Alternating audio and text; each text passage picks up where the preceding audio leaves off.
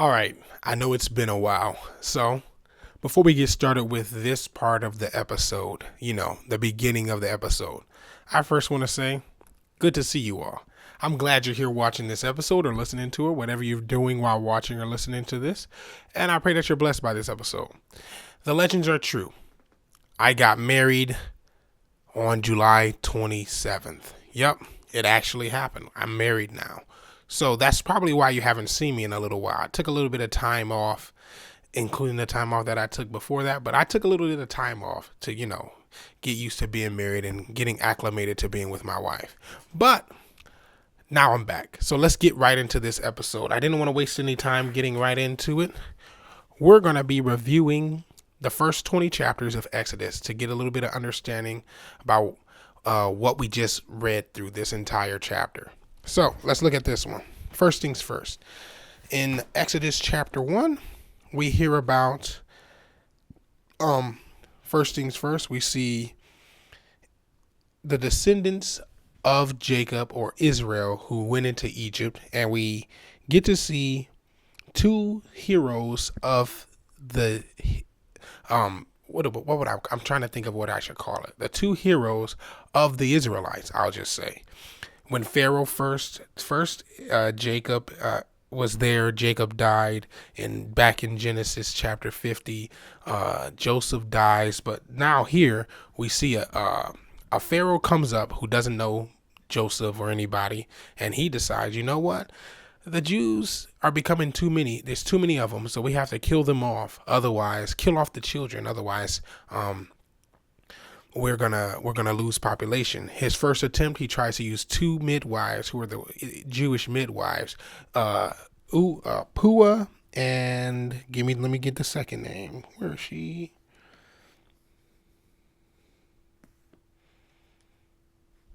Man, I can't find this name. So we have two midwives, Sapphira and Pua. Those are the two midwives who are the Israelites' midwives.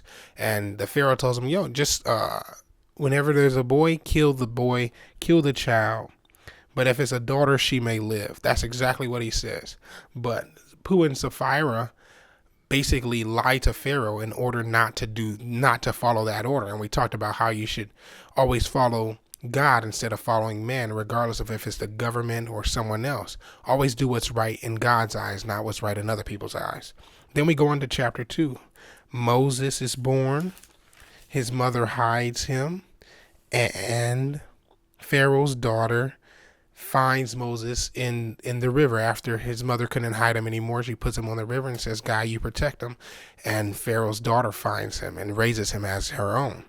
And including in this chapter, Moses grows up knowing that he's an Israelite, knowing that he's an Israelite because his mother gets to raise him as a caregiver while Pharaoh's daughter is his mother. And he attacks one of the Egyptian slave owners for attacking a Jewish man, and he has to run away. He runs away even though, Pharaoh wanted to kill him because of this. Pharaoh wanted to murder him for this. Chapter 3, we jump into chapter 3. Moses is living in Midian now. He actually lives in Midian in chapter 2. He gets married to Zipporah. And then in chapter 3, while living in Midian, he gets a message from God. And God comes to him in a burning bush and tells him that, hey, I want you to go back and talk for me. Chapter 4, God says, Moses is worried, like, hey, what if they don't listen to me? What if they don't want to let me, what if Pharaoh doesn't want to listen to me? God tells him, I'll let you do miracles and signs so that they know that I am talking. Moses tries to get out of it, but God's like, yo, you got to get on your P's and Q's and get out there. Remember, we talked about it's okay to ask questions to God because I gave the example of Gideon, making sure that it was from God for him to go and defeat the Midianites. But it's not okay to refuse God's offer for you to be the person to deliver, I guess, the Israelites in this case. God had chosen him, and he tried, instead of trying to do it, he was afraid to do it. So he said, God, pick somebody else. I don't want to do it because of fear. And God did not accept that answer from him. And that's the only time we saw God get angry with him. Later on, as he's returning to Egypt, he's supposed to circumcise his son and almost got in trouble for it. So he circumcises his son. And then he meets with Aaron when he gets into Egypt. Then chapter 5 is when Moses first approaches Pharaoh. He tries his best. He tells Pharaoh, God said, let my people go. And Pharaoh's like, dude, I'm the God of this land. I say who leaves and who goes. Y'all can't go anywhere. And matter of fact, since y'all want to leave to go worship God, instead of my people getting you guys straw for your bricks that you have to build, you have to get your own straw. And he did that intentionally so that the people would hate Moses. And, he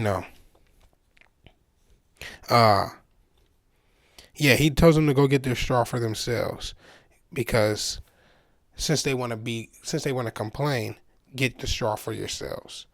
And then in chapter 6, God promises them freedom once again. And we get a genealogy of Moses and his family. And then Moses and Aaron go before Pharaoh once again and ask, in chapter 7, they ask, hey, Pharaoh, let our people go. And Pharaoh refuses. So then the first plague hits, which is turning the water into blood in the river. And, blood has a smell to it, a stench to it. The whole place was smelly. And then the second time, chapter 8, we get into the second time. Moses goes to Pharaoh's like, set us free. Let us go. Let my people go. He refuses, and God sends frogs. And also in chapter 8, we have the third plague of the gnats and the fourth plague of the swarm of flies. Each of these plagues come after Pharaoh's refusal to set the people free. The fifth plague comes in chapter 9 with the death of the livestock, and Pharaoh still refuses to set them free. The boils come as the sixth plague after he refuses. And the seventh plague of hail comes in this chapter. And this hail was interesting. I believe that it was a mixture of, it was like rain and lightning that was causing fire in the fields. And it was like, maybe it was a thunderstorm, or maybe the hail had fire in the midst of it. I don't know. I'm gonna ask God when I get to heaven, show me what type of hail you were throwing down on Egypt that was causing flames in fields. Chapter 10, we get the eighth plague of the locusts that come and eat everything, and the ninth plague of the darkness. And the only place that was untouched in all these plagues was Goshen. Then in chapter 11, we get the death of the firstborn. Then, while that plague is happening, we get instructions for the Passover. And then in chapter 12, we get instructions for the Passover, and we get more on the plague. At midnight, every firstborn male is killed. God tells them, make sure you cover your doors before the plague comes, so that their houses are covered and the firstborns within their households do not get killed. And I had a question for you guys. Do you think that all the Israelites listened to Moses' command and obeyed what he said for them to do? Because if they didn't, it would have been a tragic day for them to be Israelites with dead firstborn sons out of disobedience. And it raised a question. When godly men tell us to do something, do we follow what they tell us to do, or do we just ignore them and be like, oh, it's just the pastor, he's always telling us to do things? So then they go out of the country, and they go in a different direction. Then in chapter 13, they start going in a different direction than what's traditional. Because to get out of Egypt, you would go across the land bridge into Israel, but God took them back the other way to go across the Red Sea in order to make it less of a way for them to leave. And then Pharaoh becomes angry and starts to chase after them. Chapter 14 comes. They're chasing after Israel because Pharaoh wants revenge, and God allows them to escape on the Red Sea. In chapter 15, Israel, Moses, and everybody sings and rejoices and are happy for what God has done. Immediately after, they're like, what we're going to drink? We're thirsty. And so Moses cries out to the Lord, and he sends water from a tree. Chapter 16, we hear Israel complain again. They're like, we're hungry. What are we going to eat? And Moses, and I believe they, give me 1 second. Let me see.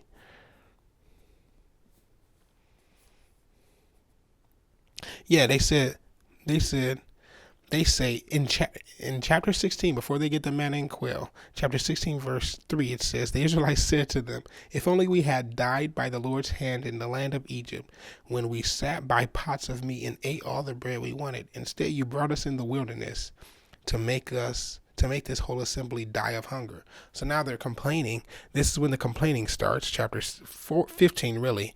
But now they're complaining for food, saying that they had it better than Egypt, but out here we're going to die. So God sends manna and quail.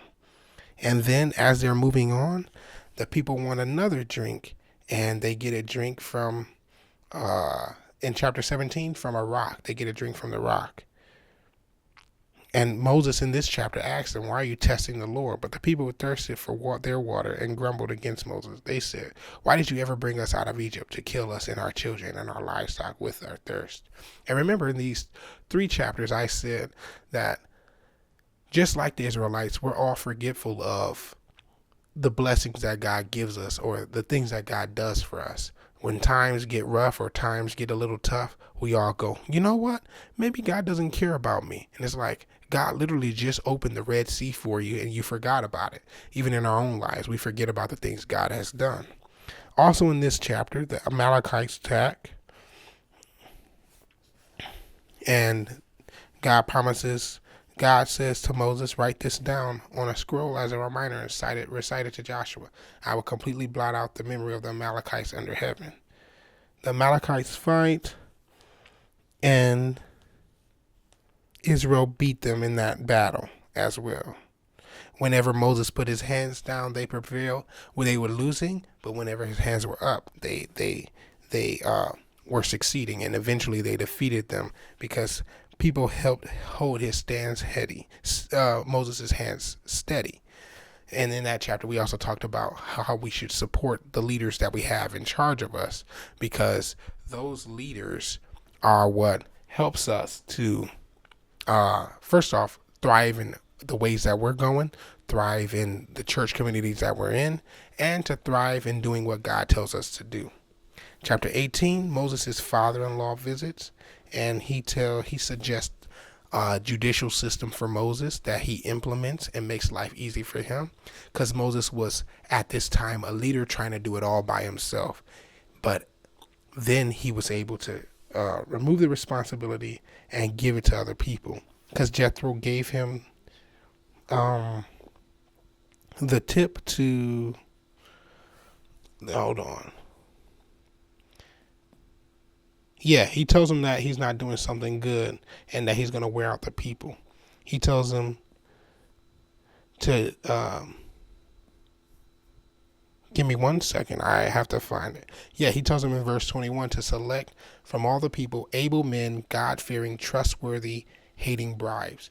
And I said that we should all be God-fearing, hating bribes, trustworthy people, because then we can be put in positions to fulfill God's statutes and God's will for others. Well, not for others, but help fulfill God's will in standing up and helping the leaders around us and being those leaders in our communities. So that was a question for this chapter. Then Israel makes it to Mount Sinai. Moses goes up Mount Sinai. The people are afraid and think that they will die. God instructs them not to touch the mountain, not to get close, not to have any livestock near the mountain. Otherwise, they have to be killed, because they're in a holy place. And in chapter 10, we get the 10 Commandments, one of the most notorious chapters in the Bible. Many people love to do it. Chapter 20, we get the 10 Commandments. I'm sorry, I said 10. And then 21 through, it goes on for a while. 21 all the way to 31, we get instructions from God. Different instructions about the tabernacle, different instructions about who's supposed to build the tabernacle, different instructions about the important ornaments that need to go into the tabernacle. We get all that. 32, we see Israel worshiping a golden calf that the people asked Aaron to build because they believed that Moses had abandoned them and that, he didn't care about them. And because he was up on the mountain for 40 days, I believe it is. Yeah, about 40 days and 40 nights. And so when Moses comes down, he makes the people eat gold, and they have to go and kill the people who do not want to stand with God and want to go on their own way, even though God is the one who granted them their freedom when they would have died in Egypt, which is interesting. Then Moses makes a tent outside of the camp. After first he takes their jewelry from them. It's a lot that goes on in this chapter. You just have to read Exodus chapter 33 and review that chapter. And then we also, I believe this is, give me 1 second. Yeah, also in this chapter of 33, we see Moses gets to see a bit of God's glory. He couldn't see his face, otherwise he would die, but he saw him as he passed by. And we talked about having a relationship with God enough that you can see his glory as you're on earth before you get to heaven. And maybe not, you won't see it in the way that Moses saw, but you will see his glory. Chapter 34, Moses has to go back up the mountain to get new stone tablets because he threw the last ones. And then they talk about covenant observations, the Sabbath, and about building the tabernacle, making the ark, and all the things that go into the tabernacle. And then they make the priestly garments and all the things that we talked about in the last chapters. They make it. And there was two people, Bezalel and Aholiab, who were two important figures in creating all these things. Because God gave them the instructions, they had the talent to do so, and they were some of the greatest people at what they did in the woodworking and furnishing with metal. And that was what inspired the Talents newsletter, where we talked about making sure that we're doing the best of our ability to be the best at what we do, not just the minimal effort, which I still have to work on myself, trying to do the best I can in every single situation. So yeah, this is the book of Exodus. The final chapter was Exodus 40, when they set up the tabernacle finally after building it, and God's glory rested in and nobody could come in. So yeah, that's all of Exodus. The entire book. We finished it. We've done Genesis, well, let's go in order. James, 1st, 2nd, 3rd John, the Thessalonians, Genesis, Exodus. We're making some headway.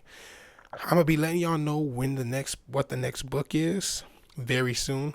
I might just make a list of all the books, use a random number generator, and see what book we're going to be in next.